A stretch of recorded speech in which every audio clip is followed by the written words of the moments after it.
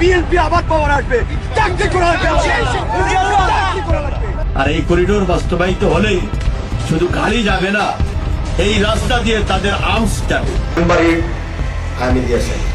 এবার গুমের শিকার বিএনপির সাবেক সাংগঠনিক সম্পাদক এম ইলিয়াস আলীকে নিয়ে বেরিয়ে এলো চাঞ্চল্যকর তথ্য। সাবেক ডিজিএফআই মহাপরিচালক লেফটেন্যান্ট জেনারেল শেখ মামুন খালেদকে গ্রেফতারের পর তাকে রিমান্ডে জিজ্ঞাসাবাদ করেছে ঢাকা মহানগর গোয়েন্দা পুলিশ ও রাষ্ট্রীয় অন্যান্য গোয়েন্দা সংস্থা।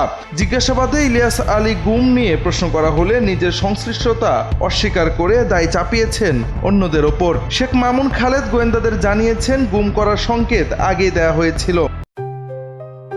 JBS holdings limited. Ilias Ali Tipaimukh বাঁধ এবং পার্শ্ববর্তী দেশ ভারতের সঙ্গে বাংলাদেশের ট্রানজিট ও ট্রান্সশিপমেন্ট চুক্তির বিরুদ্ধে অবস্থান নিয়েছিলেন। এই বাঁধ ও চুক্তি ভারতের জন্য গুরুত্বপূর্ণ ছিল। ইলিয়াস আলী এর বিরুদ্ধে গিয়ে আন্দোলন করেছিলেন। এরপরই সরকারের রোষানলে পড়েন তিনি। তাই পরিকল্পনা বাস্তবায়নের উদ্দেশ্যে ইলিয়াস আলীকে সরিয়ে দেওয়া হয়। শেখ হাসিনা তৎকালীন ডিজিএফআই প্রধান ও র্যাবের মহাপরিচালককে গুমের মিশন বাস্তবায়ন করার নির্দেশ দেন।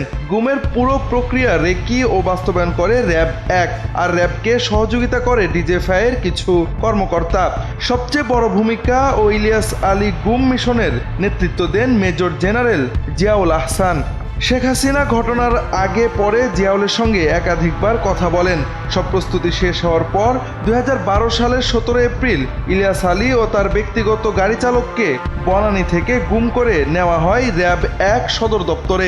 সেখানে ইলিয়াস আলীকে রেখে জিজ্ঞাসাবাদ করে মারধর করা হয়। গোয়েন্দাদের সূত্র জানিয়েছে, তুলে নেওয়ার পর 17 থেকে 20 এপ্রিলের কোন এক রাতে ইলিয়াস আলীকে হত্যা করে ধলেশ্বরী নদীতে লাশ ফেলে দেয়া হতে পারে।